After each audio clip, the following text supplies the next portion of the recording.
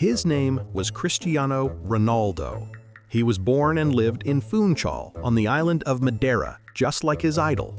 He never had a girlfriend, and relationships with people never worked out. He felt lonely and withdrawn. One day, while browsing the internet, he came across a strange article. It claimed that if a person removed part of their ribs, they could physically reach their own body and satisfy themselves. At first, it sounded insane, but the idea stayed in his mind.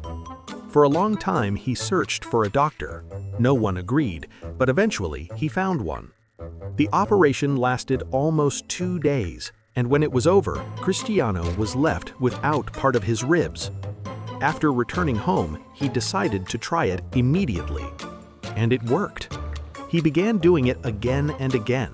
He recorded videos. He uploaded them to the internet. He became incredibly famous as the first person in the world capable of this. They even wanted to include him in the Guinness Book of World Records, but censorship prevented his case from being reviewed. He was disappointed, but he didn't stop. Over time, his body couldn't handle it. Because of constant strain, his spine began to deteriorate. He was rushed to the hospital. The doctors spoke directly.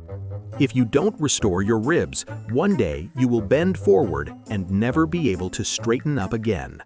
And that is where his story ended. Did you know the story of a boy who once painted pictures in a very unusual way? His name was Lionel Mateo. One day at school, the students were given an assignment to paint a beautiful picture using paints. All the other kids did it the usual way, but Lionel decided to add a special touch to his artwork. When he needed the brown color, he didn't have it nearby, so he decided to make it himself. The next day, Lionel brought the painting to school. Everyone liked it so much that the teacher decided to hang it right in the classroom. If you search for painting in the classroom, you can even find footage of that artwork. A few days later, something unusual happened. A strange smell began to spread through the classroom. The students started to notice that something was different about the new painting. Soon, it became clear where the smell was coming from. Lionel was called to the principal's office and was seriously scolded. After that incident, he never did anything like that again. Did you know the story of a guy who drank 3 energy drinks every single day and his heart couldn't handle it? His name was Leonardo DiCaprio. Leonardo lived in Los Angeles, California. He was active, always in a hurry, and often joked that energy drinks were his fuel. 1 can in the morning to wake up, a second during the day to keep going, a third at night to do even more. His heart started beating faster, but Leonardo just smiled and said, "I'm just living life to the fullest." After a few months, the feeling of tiredness disappeared completely. Instead, constant tension took its place. His sleep became broken. His hands sometimes trembled, and in his chest it felt like something was about to burst out. But he kept going.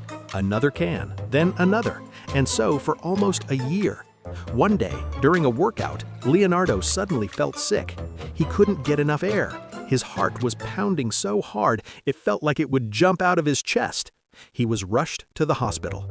The doctors stared at the scans in silence. His heart was enlarged, worn out, working at the absolute limit.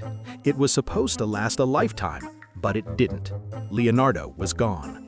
After that, his family never bought energy drinks again, and his mother quietly said, "The scariest thing isn't the pain. The scariest thing is realizing that you were slowly destroying yourself every day just by opening another can."